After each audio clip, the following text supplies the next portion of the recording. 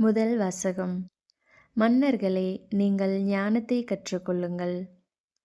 சாலமோனின் ஞான நூலிலிருந்த வாசகம். 6வது அதிகாரம் 1-11 முடிய உள்ள இறைவார்த்தைகள். மன்னர்களே, நான் சொல்வதற்கு செவிசாய்த்து புரிந்து கொள்ளுங்கள். உலகின் கடையெல்லை வரை நீதி வழங்குவோரே, கற்றுக்கொள்ளுங்கள். திரளான மக்களை ஆள்வோரே, பல மக்களினங்களைப் பற்றி பெருமை பாராட்டுவோரே, எனக்கு செவிசாயுங்கள். ஆண்டவரிடமிருந்தே உங்களுக்கு அதிகாரம் வழங்கப்பட்டது. உன்னத இறைவனிடமிருந்தே உங்களுக்கு ஆட்சியுரிமை கிடைத்தது. அவரே உங்களை செயல்களை சோதித்து அறிபவர். உங்கள் திட்டங்களை ஆராய்பவரும் அவரே.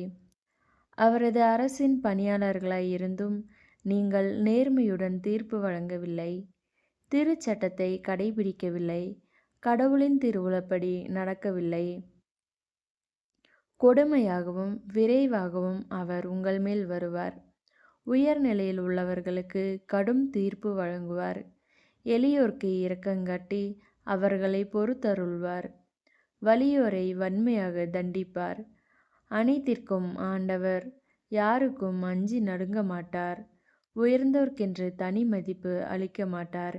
ஏனெனில் பெரியோரையும் சிறியோரையும் படைத்தவர் அவரே. எல்லாரும் ஒன்று என எண்ணி காப்பவரும் அவரே. அவர் வலியோரிடம் கண்டிப்பான கணக்கு கேட்பார்.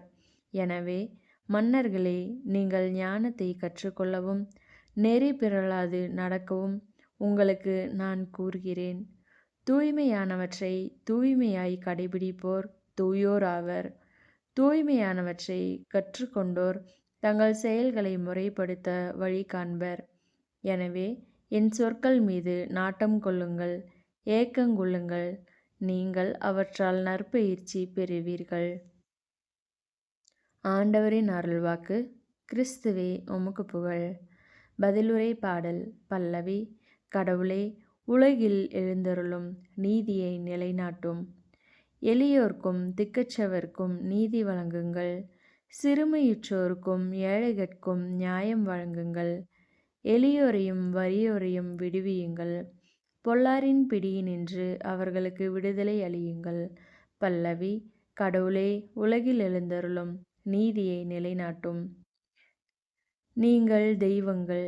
நீங்கள் எல்லோரும் உன்னதரின் புதல்வர்களாயினும் நீங்களும் மனிதர் போன்று மடிவீர்கள்.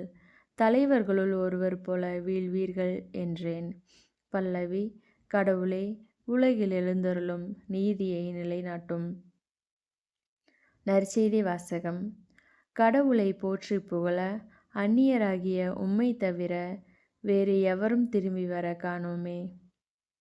லூக்கா எழுதிய தூய நற்செய்தியிலிருந்து வாசகம்.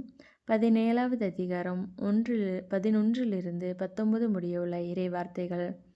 அக்காலத்தில் இயேசு எருசலேமுக்கு போய்க் கொண்டிருந்த போது கலிலேய சமாரிய பகுதிகள் வழியாக சென்றார்.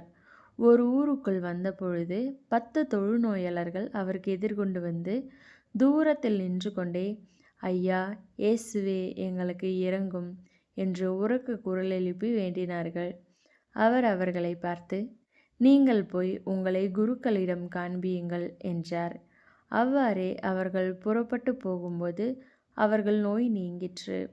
அவர்களுள் ஒருவர் தம் பிணி தீர்ந்திருப்பதைக் கண்டு உரத்த குரலில் கடவுளை போற்றி புகழ்ந்து கொண்டே இயேசுவிடம் திரும்பி வந்தார். அவருடைய காலில் முகங்குப்புற விழுந்து அவருக்கு நன்றி செலுத்தினார். அவரோ ஒரு சமாரியர்.